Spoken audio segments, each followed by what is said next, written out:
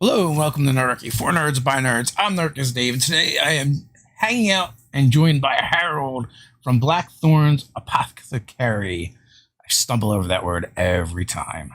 I mean, I have to spell it occasionally, though. Spelling is a bit easier for me. Sometimes talking, it's like my brain forms the words, but my tongue refuses to cooperate. See, I have that issue, but only when I'm DMing, so I'll be completely fine. And then I'm in the middle of a monologue and just cool. All right, I didn't just destroy the tension that I was building. Well, I had a theory on that because you're GMing and you're like presenting something, but you're also thinking about what's going to happen next, what Yeah. your players might do. So like there's a lot going on all at once, which is like causes that stuff to jumble and jam up. Yep, I'm playing chess in my brain, and my players are all playing checkers. Well, that's a mood for sure. So if you would like to introduce yourself and kind of tell people a little bit about yourself and what you do, that would be awesome. My name is Harold, but on TikTok I go by Blackthorns Apothecary. I am a D&D TikTok creator. That's the thing I get to add to my resume now. Been playing D&D for 6, 7 years, maybe. It's been a number of years. Did you start with 5e? I did. Started with 5e.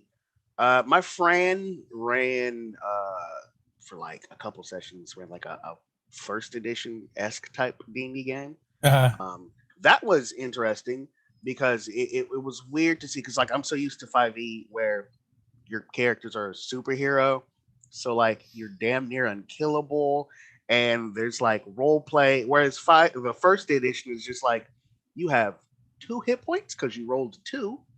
Uh, there's no point in talking right now because death is around every corner. I mean, I was the only character that died. My character, I think I lost 3 characters in like 15 minutes. One fell down some stairs. One got eaten by a mummy. It was fun. it Then, is it is definitely a bit of a different experience than playing now for sure. absolutely, like 100%. The earlier editions I feel like were designed more to test the players, where the latter editions are designed more to test the characters. Yeah, that makes sense. That makes sense because like really first edition, it was pretty much there's no need to really give your character like a cool name and a backstory. He's probably not gonna make it to the end of the session. Well, I think too, like, when you played in those games, like, it's hard to go from like a 5e, 4e, even third edition kind of mindset to playing 1e or 2e, because in the earlier editions, like, you could be first level and come up against pretty much anything. And so, like, you had to think a little bit more about what you're going to have your character and what you're going to do. Once third edition came around, like, they kind of codified a system for creating encounters that Hmm. were appropriate for the characters. That's real And helpful. Yeah, but also it means the players expect that they're not going to face encounters that are too powerful for them, right? So their mindset is completely different. that makes sense because one of my players in the game that I'm gymming now, he's used to playing like Pathfinder 3.5. So routinely, like, can I take just 10 minutes and just search the room real quick? Yeah, sure. As opposed to, can I roll an investigation check? That's a Yeah. 5. I didn't find anything. And so and I've noticed that with other players who have played older editions, I'm constantly asked, can I do a knowledge check? Like, I'm so happy I know the terminology now because yes, you can make me an Arcana check or religion check. What particular check do you want to make? We are definitely guilty of being like, saying knowledge X, right? Instead of just saying the skill the way it's Hmm. presented in 5e, just because that's how it was presented in earlier editions. And all of them get just like jumble in our head anymore. Yeah, like I've been asked many times, like, oh, you guys need to make me a reflex save. It's a reflex. What, Oh, deck save. Got it. what Got it. is Okay, that? cool. What is Yeah. fortitude? Constant. Okay, cool, cool. Well, as long as they don't ask you, is that a death magic save or rod stabs and wands? Oh, that was fun to see on that character sheet. What do all these things mean? Okay, that's what that is. Oh, there's so many ways that I could just die here. Cool. Yeah, I so a couple years ago I had played in a first edition game. Um and I hadn't played in years. So I was at like D&D in a castle and I was the night GM, but there wasn't anyone available for games, so I was kind of like free, so I wandered over to the bar to get a drink, and then next thing you know, I'm playing in this first edition game ran by Stefan Pagorni. He's got like this huge castle set up, and it's like amazing.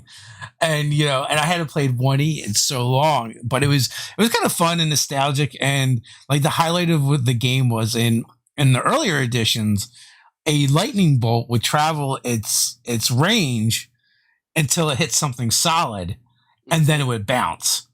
So at the very end of the session, one of the players used the lightning bolt, went through all the enemies with it, hit the wall, bounced, went through all the enemies again, killed them, but then also hit like two of the other players and killed them as well. Yeah, like the first time I've ever heard of a lightning bolt being able to do that was from an episode of Critical Role from their second season, and they're in a fortress and or a base of some kind. There's still something, and I think it was Caleb casts lightning bolt, and then it goes through everyone, and then Matt's just like, we're just go ahead because I like it. It's gonna hit the wall and bounce off like it did in old editions. Whoa, wait, what? Lightning bolts can just do that? And I'm like, I kind of want to implement that in my game now. It's fun, and then you got your players trying to figure out like trigonometry in order to like angle the lightning bolt. Can I bounce it around the corner? That would be me. Not even a trig person, but like, okay, right, boop, boop. It's air hockey. I got this. So, what kind of content are you making over on TikTok? Like, I know you said D&D, but is there a specific type that you prefer to make? Well, like kind of like the basis for just me making content in general is I kind of had the idea at one point to start a YouTube channel. I was going to call it like Blackthorns Homebrew Apothecary, where I was literally just going to do nothing but like homebrew rules that I use, homebrew monsters, magic items, that sort of thing. And then I realized making YouTube videos is like a lot of work, which it's doable, but I don't want to do it now. TikTok is literally just I put my phone in my face and then I say stuff for like 15, 60 seconds. So initially I started out with kind of just like these are some homebrew rules and things that I have in my game. And then it's just kind of branched out from there.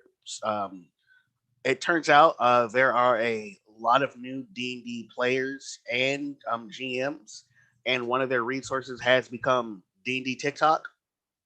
So I've kind of ended up like people that will see my content and be like, okay, he's a good person to ask questions. So I'm now making videos of okay, here's the thing you can do to help you out. These are some tips you can do to help you become a better GM or player. I'll get even like ask private messages like, hey, this is the thing I kind of want to do with my players.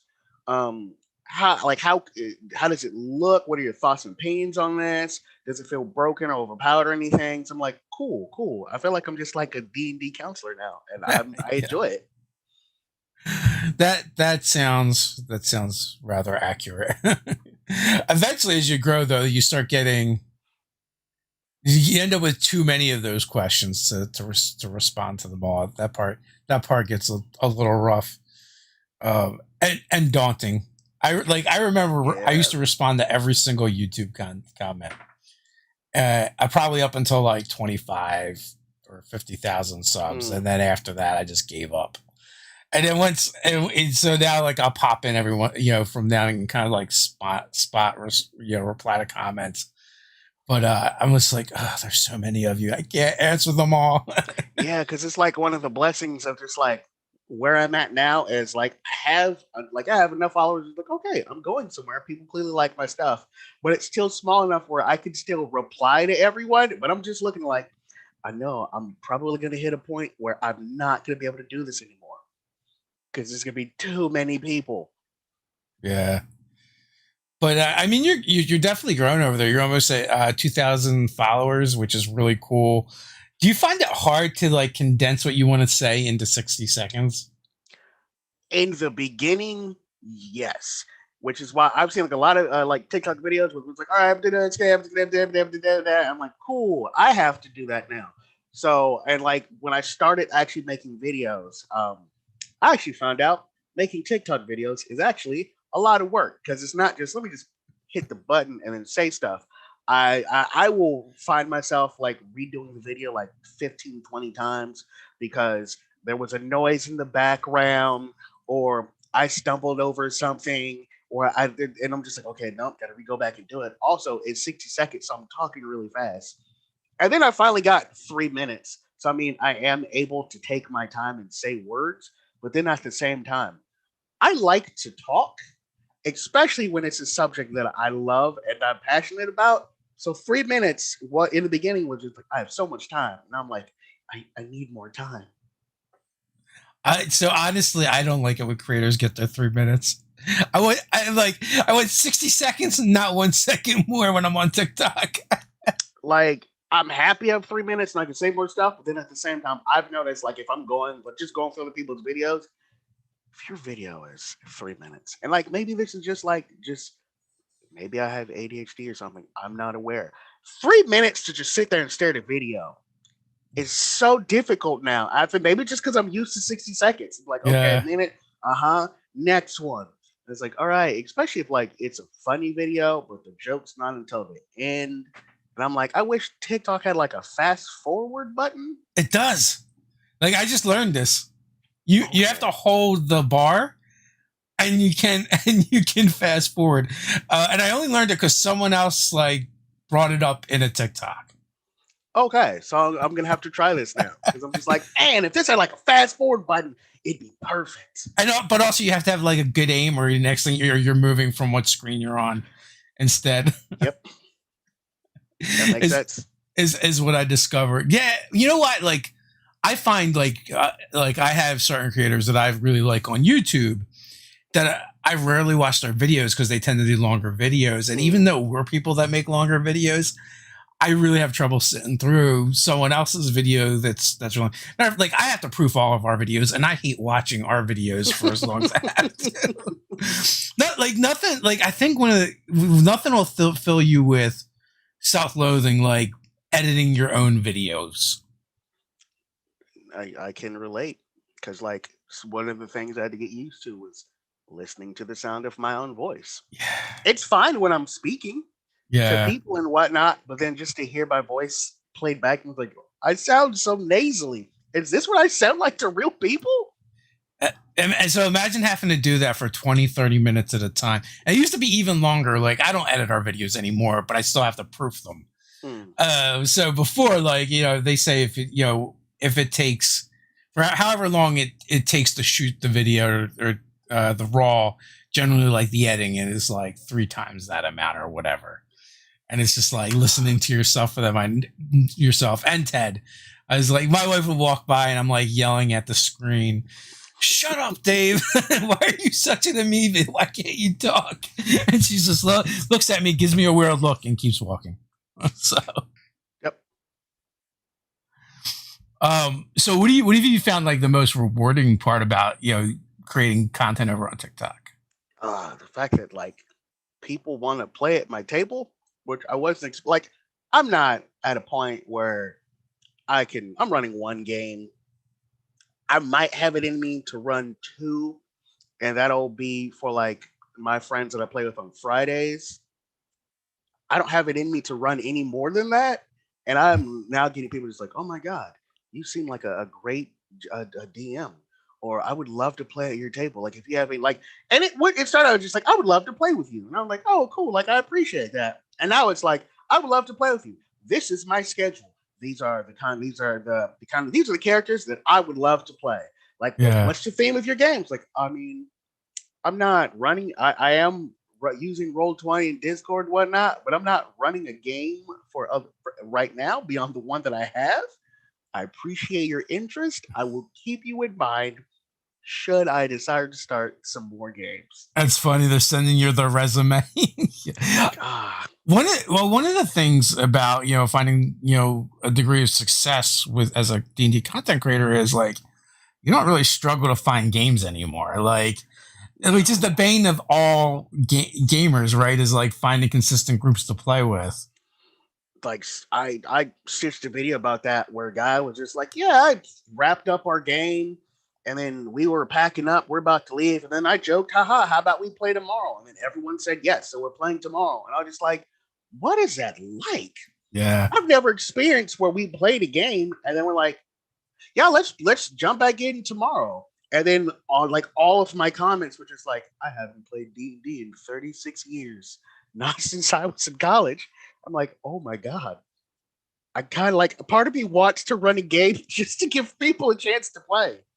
Well, that is one of the cool things like that we've encountered. Is one is like always just getting new people into the hobby is like a huge reason why we do this. But the other thing that we kind of discovered by accident was like how many people were coming back into the hobby that had been out for 10, 20 years.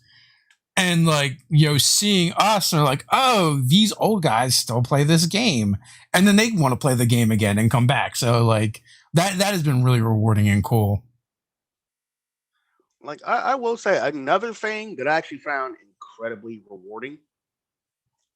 I was not aware there were so many people of color that play D&D. I didn't think I was an outlier, but at the same time, like I know one of the ways I've played is where I'm at. There is like a thing called Time for Tabletop, where they go to different bars and breweries and whatnot, and run one shots. And me and my friend have gone to those occasionally, well, like a lot before pandemic happened. But we would go to those and like just play one shots. Like, I love D&D, so this was like a chance for me to play new characters and whatnot. She was still learning, so this was a chance for her to gain more experience. I think like occasionally we might see like another person of color. I was usually the only one. And then I jumped on TikTok, and there's like so many different content creators. People are DMing, people are playing. And like, I actually had someone message me the other day, just like, I gotta say, I'm happy that I jumped on here, and then I found another person of color that plays D&D. And I was like, oh, cool. So my buddy Mark, I met him through my wife because he was in choir at the same church that my wife attended.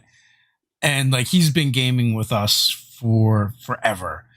And like, he was like the only person of color at our table for quite some time. And then like my brother brought like around some college folks from that would come and go, and you would occasionally get someone person of color. And even then it was weird because like they didn't get along. So it was like, what is the movie? I think it was Parenthood from Adam Sanders, where they had the two black guys and they were like rivals. Mm-hmm. But it would be like 20 years before we actually had, our table got more diverse. And it's not even like, it's like, I don't think anyone sets out to do that. It's just like who you know. Yeah. And one of the things that being more involved in the D&D community has done for us is like broaden horizons, and we just know more people now. So, so that's definitely changed up the dynamics at our tables. It's like absolutely that. And then like the different people bring different like types of storytelling and just different storytelling elements.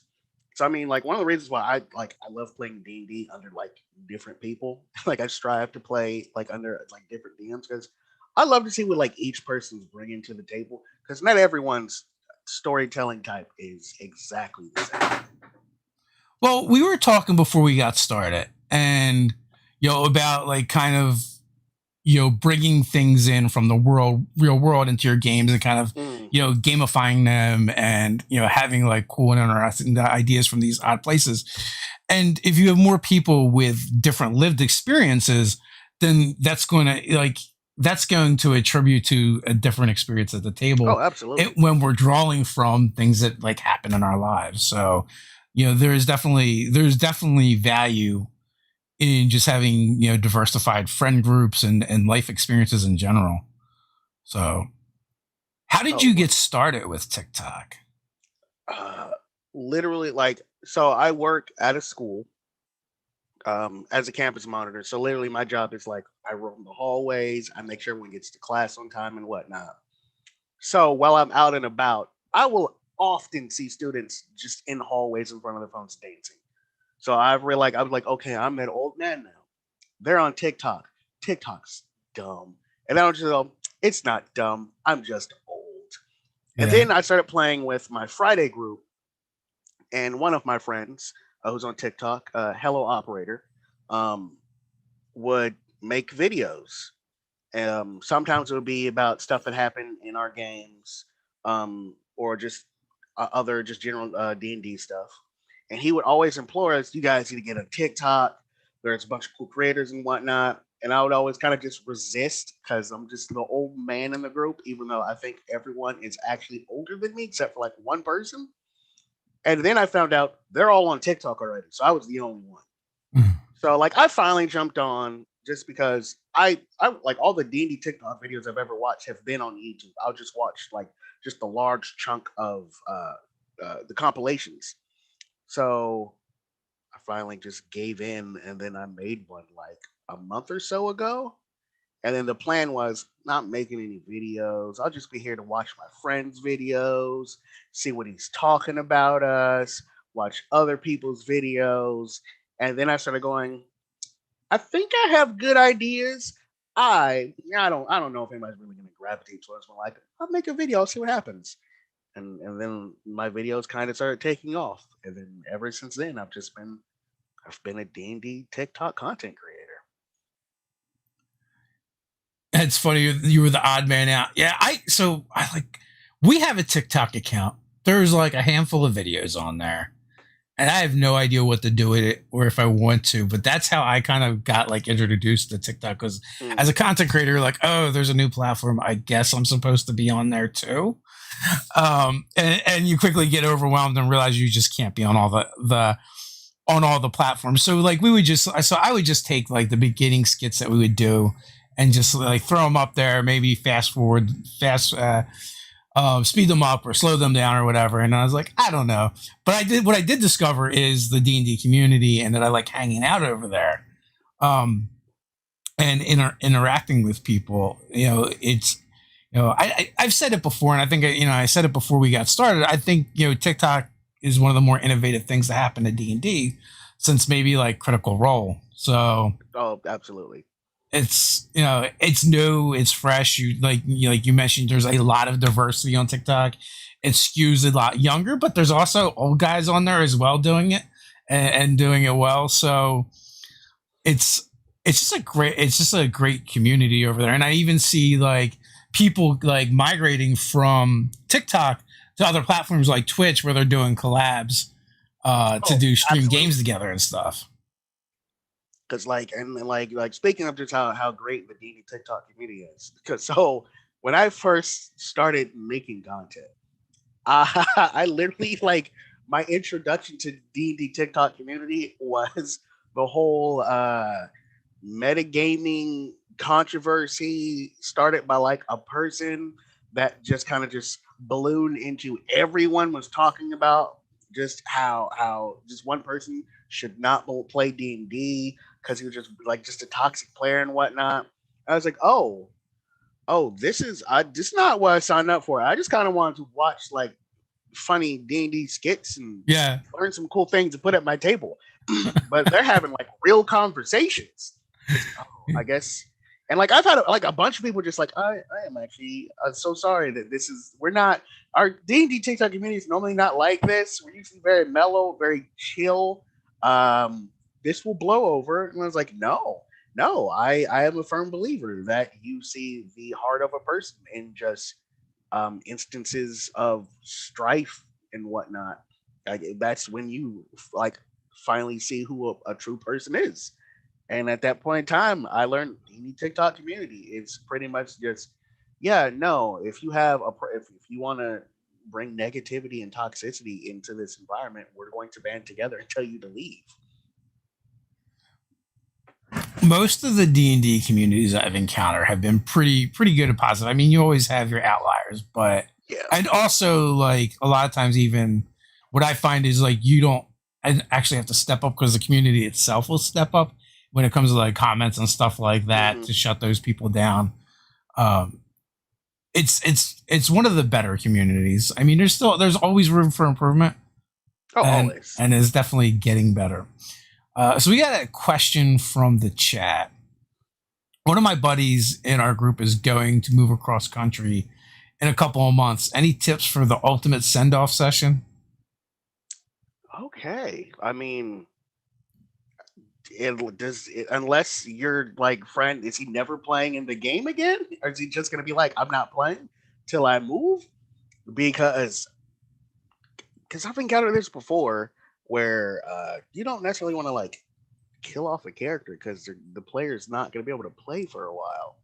Well, I think they're moving permanently, so they're probably not going to be involved in the game. I definitely have that. And also, it's really tough to do some people remote and some people in person. That's true. I mean, if like the friends like never coming back, it kind of really depends on what's happening in game. Do you want to give them like that big heroic death scene that motivates everyone? You want to give them like, you want to make him Coulson from the Avengers, where he's going to shoot Loki, then take his spear to the back? Because I mean, that'll do it. Maybe it could be something simple as just like, you know what? Maybe they just grew tired of the adventuring life, and their big send off is, you know what? I had a lot of fun. We made some good stories. I'm gonna go settle down now and be on a farm. At least that way, should the player ever decide I can come back now, they're there. Also, you can keep around as an NPC. Yeah, you can also ask them, right? Like, ask them kind of Like what they want. Granted, that actually should have been the first thing it said, because I do believe in like communication with your players. Yeah. Yes, ask your player what they want to happen. Because I'm the kind of person where it's like, all right, I know you're not going to be in the game anymore. What do you want to happen to your character? You know what? I want to die spectacularly. That's what I want to do. But the player might just be like, you know, I kind of just want to retire the character. He's going to go live a nice life. We like had this happen in one of our games. Maybe it is a while now. It feels like not that long ago, but where they were moving to another part of the country and they wouldn't be involved in the game anymore. And so I was kind of like, well, what do you want to do? Do you want the epic heroic death? Do you want to go to the dark side? Do you want something else? You know, and so they ended up, the character like got to do the last stand thing. But again, like they had to do the last stand thing on a bridge, but then the other players are like trying to figure out how to save the character. Yeah. And then someone was finally like, one of the other players like, he's leaving. This is his end scene. like, oh, okay, we're gonna let him have this. Yeah. So communication's always good, so that that's satisfying for everybody, and you don't have to be like super specific either, right? You just get a kind of vague idea.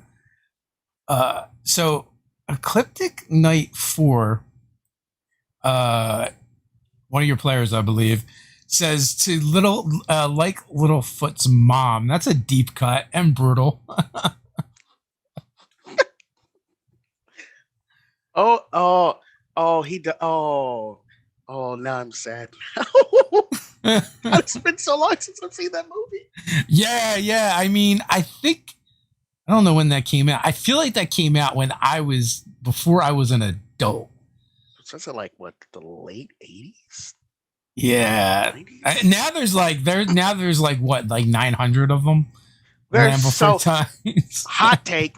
I never enjoyed those movies. I know a lot of other kids did. I was never one of those children.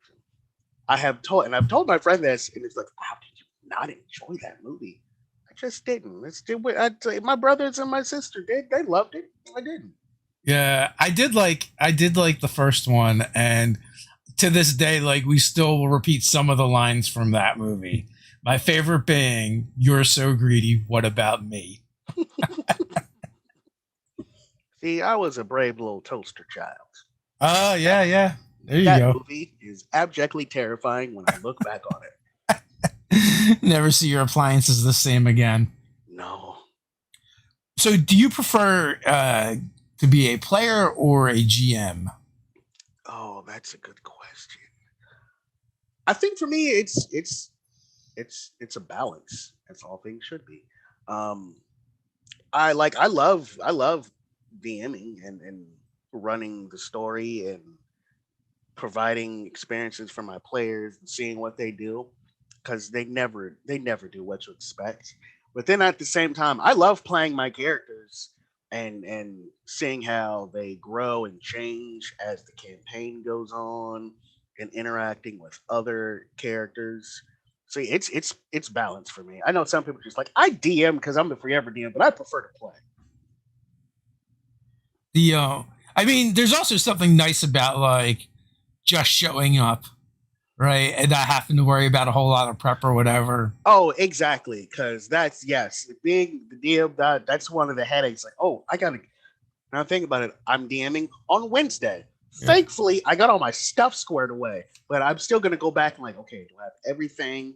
Is the music picked? Everything's settled. Okay, cool. All the NPCs, everything's good to go. As opposed to the player, I'm just like, we're level 4 now. All right, cool. I updated it. I got my dice. That's all I got to do for the week.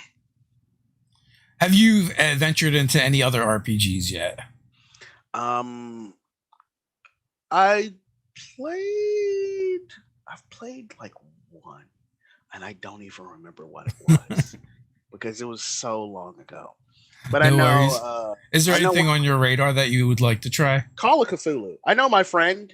Once he bought like the stuff, and so he wants to run Call of Cthulhu. Like I've already made my character for it. I think he's just trying to find like see if some of our other friends are free and interested. I love Lovecraft. I love Lovecraft's work.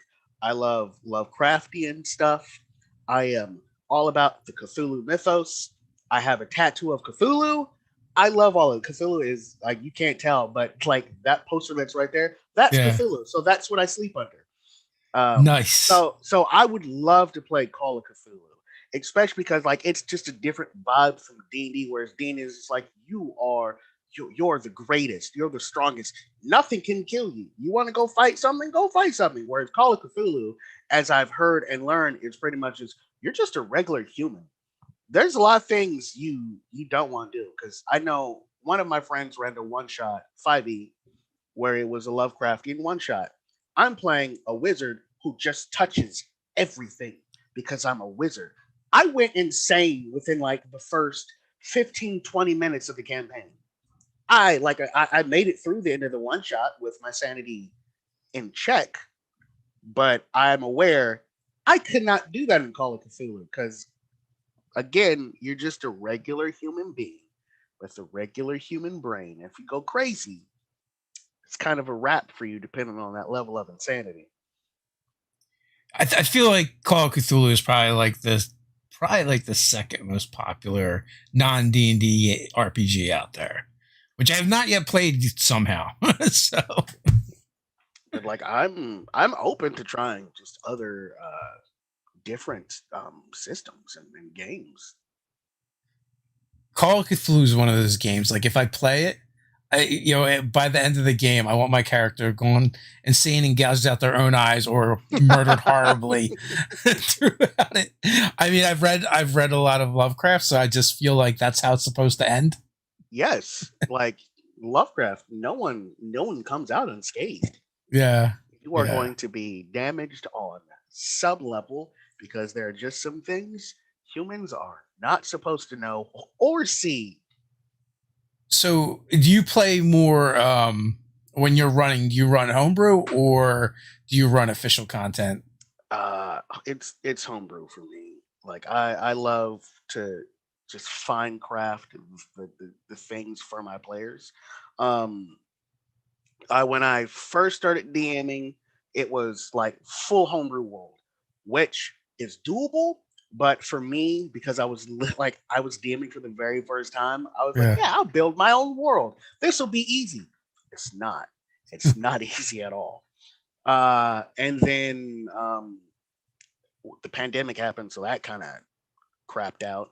Then I started a game for just me and some friends because we haven't played D&D in a while, and I wanted to give it something fun to do. That was a full homebrew world. It was a little better. Uh, but then I found, and like if anyone who's seen my TikTok videos knows that I'm in love with the Grim Hollow setting. Okay. So the game. So I figured after getting that, I think I want to run like all of my games out of this world. So the game I'm DMing now is based in the Grim Hollow setting, and then I'm homebrewing the campaign around that because I love dark fantasy. They've had a lot of success. I've been super impressed with that. I mean, like, I guess at this point, like following like D&D Kickstarters is like a hobby of mine.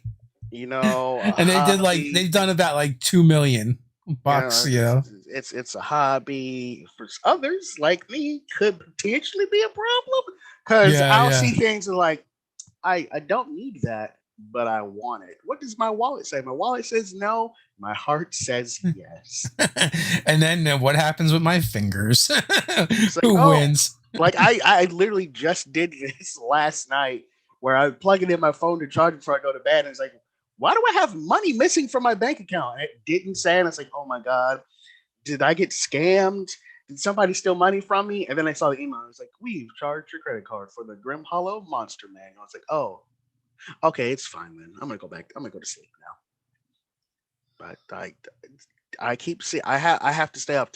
Like Kickstarter for me has become like Barnes and Nobles. I have personally just kept myself from going into bookstores. Yeah, because I'll see books that I want. Like I don't have money for this, but I'm gonna buy it anyways. But Kickstarters are far more insidious.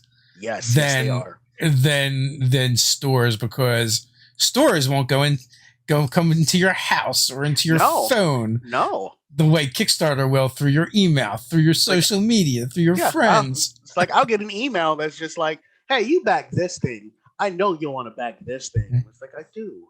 I do want to back this thing. I shouldn't, but I want to. Ted is definitely like that as well. It's like, and he gets a little miffed with me because I bring on all these people to talk about Kickstarters a lot of times, and he's like, oh, why? Why did you have to introduce me to another thing? I won't even lie. That's how I found like your out of the box encounters. It's like, yes, I could use this. Do I have the money for it? I mean, yeah, kinda. I'm gonna go ahead and get that. Yes. Well, as a Kickstarter, I guess, person who uses Kickstarter, it's good for us, but not so good for other people with impulse control. We rely on that. I mean, that's why Kickstarter is such a good platform for new creators. Fortunately for me, I'm not like a stuff person, which helps. Yeah, that is helpful. Within reason. Within reason. But that being said, right, so I love Monty Cook and Monty Cook games. And I was like, oh, I never received this thing from their Kickstarter. So I went on their website and they do their fulfillment through their store. So I went in there and like, oh, I never got a lot of stuff that I've backed apparently. And like 2 big boxes of books showed up. It's like, oh, maybe. Yeah. So, but since then I've kind of curbed my spending on Kickstarters.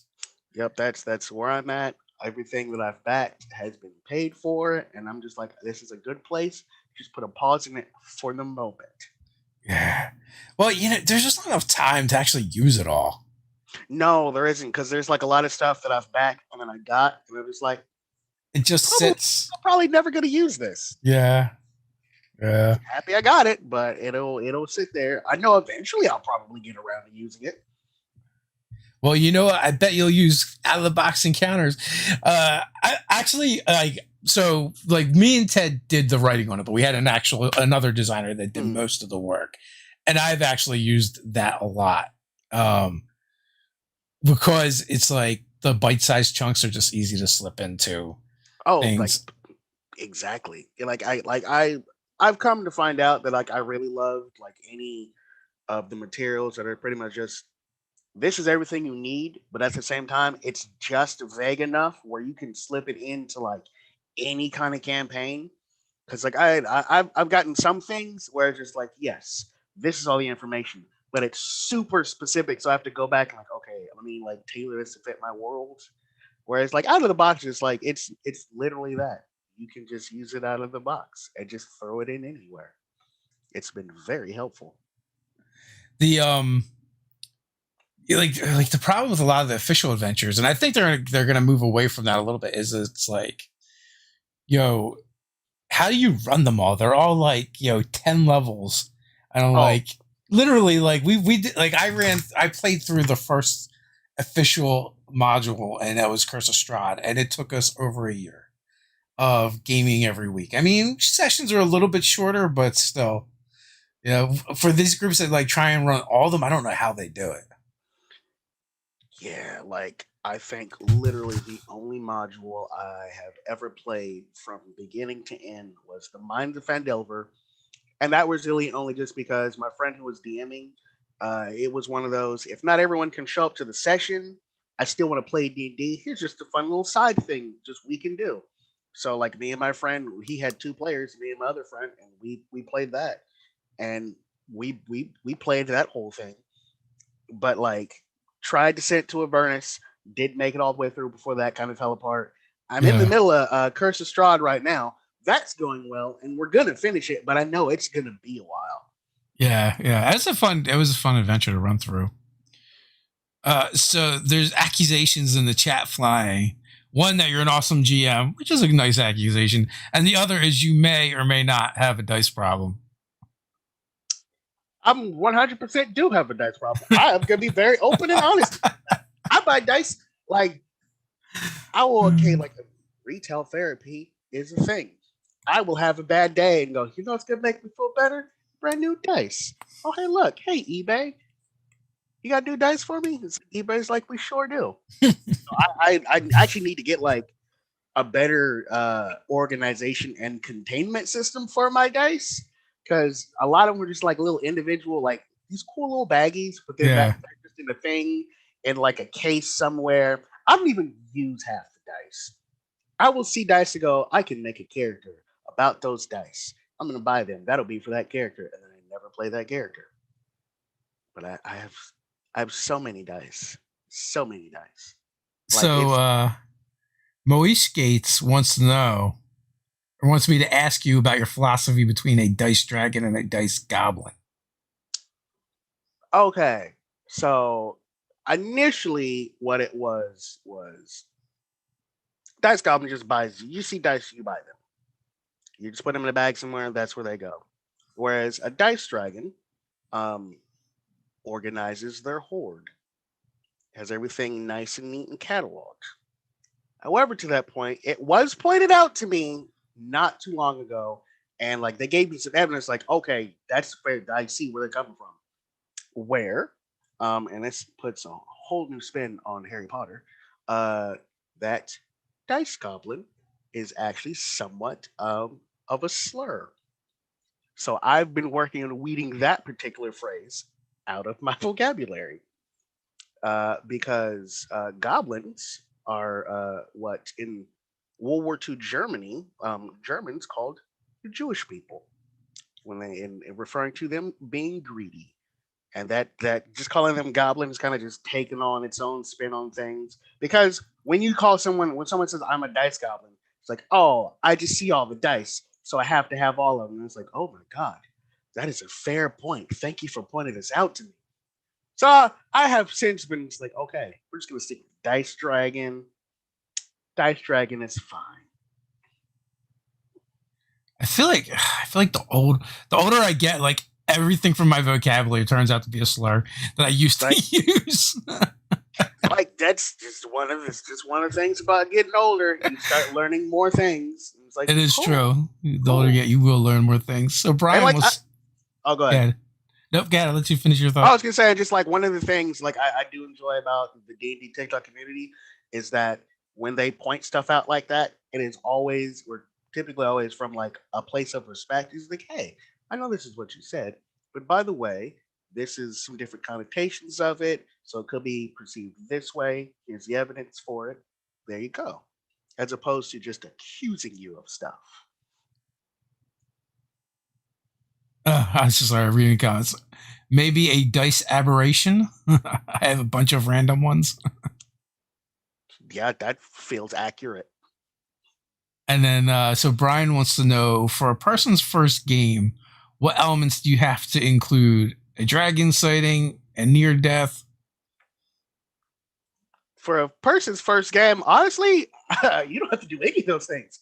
I've been playing D&D for like 6, 7 years now. I literally did not fight my first dragon until a year or two ago. So I went that entire time no dragon. So I mean, there's not necessarily any elements that you have to include for a player's first time. Just make it fun and interesting. Yeah, I agree. I mean, like you want them to have the experience that's going to kind of be the standard at the Mm-hmm. table. So you go throwing dragons around willy nilly. They're going to win a dragon every session. Because like I like ever since then I'm like, oh, I want to fight a dragon so badly. Yeah. You don't get a dragon today. I mean, the game I play on Mondays, the DM has been just been teasing us with dragons. So I'm playing a half orc barbarian, and like the character was built to do one thing. He just wants to just kill all the bad stuff. So we're hunting down an adult white dragon.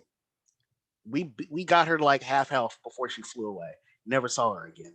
Just like my character is abjectly heartbroken because he never got to finish the dragon. Like session or two later, we're up against an adult black dragon. I made sure that I was ending that one. I mean, my character left the party, ran around some corners to go 1v1 the dragon. I did not die. So that was fun. That's a good day. I did not die. Do you have some favorite like D&D TikTok creators that you follow? I have favorites. It's a lot of them. So like trying to remember people's name off the top of my head is somewhat difficult. I mean, clearly there's gonna be Hello Operator because I mean I know him in real life and I thoroughly enjoy his content. He's DMing our Curse of Strahd for us on Fridays, every other Fridays.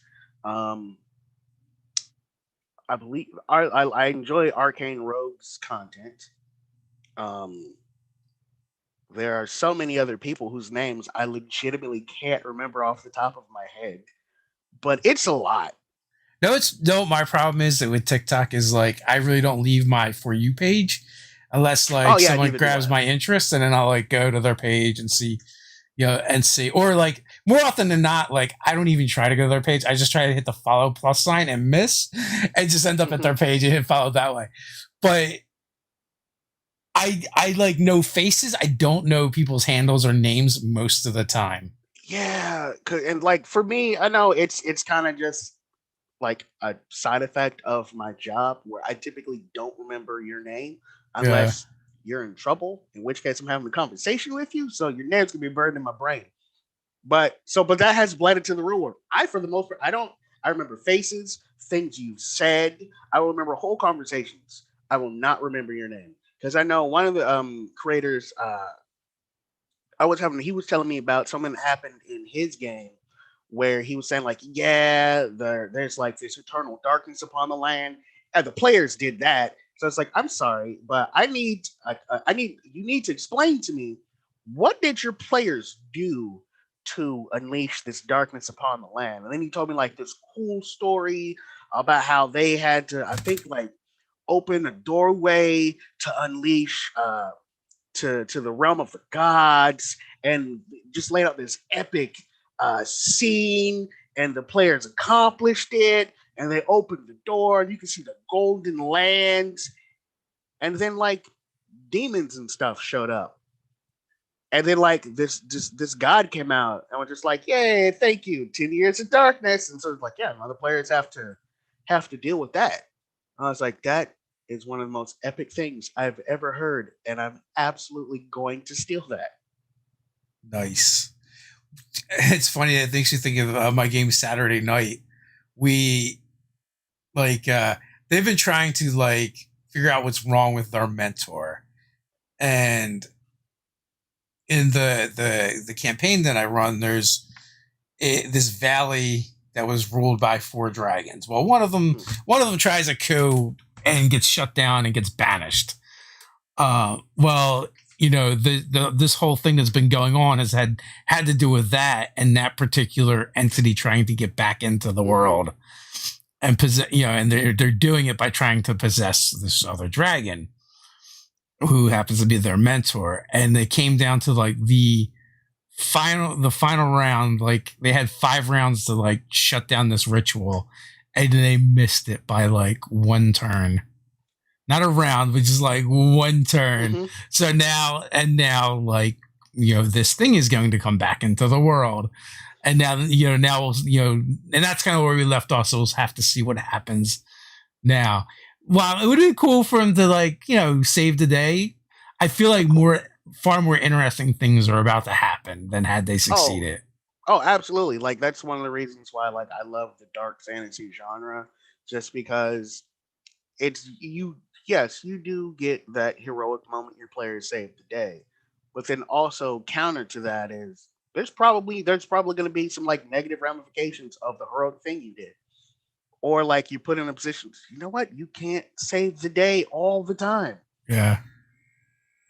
Sometimes you got to take the L so you can have the greater victory later anyway. Yes. It's like you just got to think strategically. You know what? We can't stop the cult from unleashing that aberrant god upon the world. But you know what? We're going to need that aberrant god to defeat something much worse down the line. So maybe we're fine for now. So how often do you post content over on TikTok? Honestly, it's several times a week because it's summer vacation. I'm not really doing much. Yeah. Most of the time, it'll usually be just like stitching videos. Somebody asked a question, so I'll answer it. Or I might just get like a random just burst of inspiration and then just want to share it with the world. I know one of the things I'm doing is because people have continually asked me like what like they want to learn more about like the Grim Hollow setting and whatnot. So I've kind of just been doing like a series of videos on my Grim Hollow stuff, and so I'm kind of like slowly working my way through that. So on that, I'll usually post like a 3-minute video on something once a week. But I ain't got nothing to do right now. I'm just gonna make videos. I don't have to go to work yet. Hey, why not? But and also a couple times a week isn't really that much for that platform in particular. I feel like. Oh no. There's people doing like a couple times a day.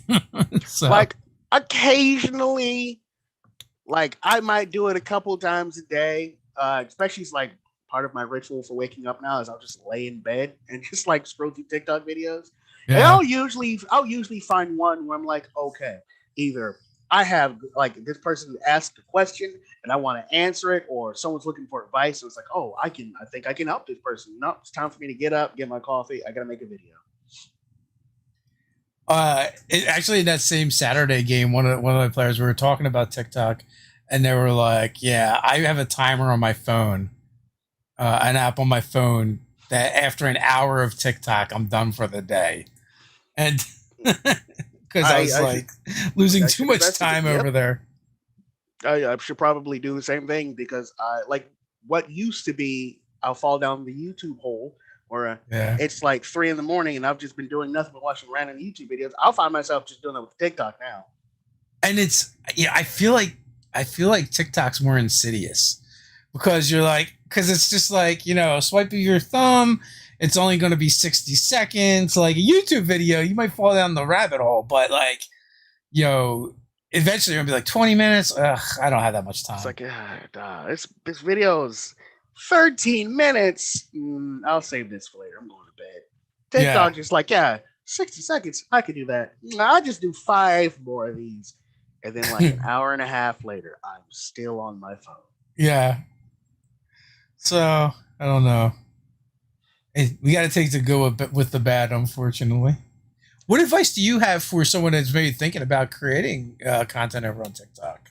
Uh, do it.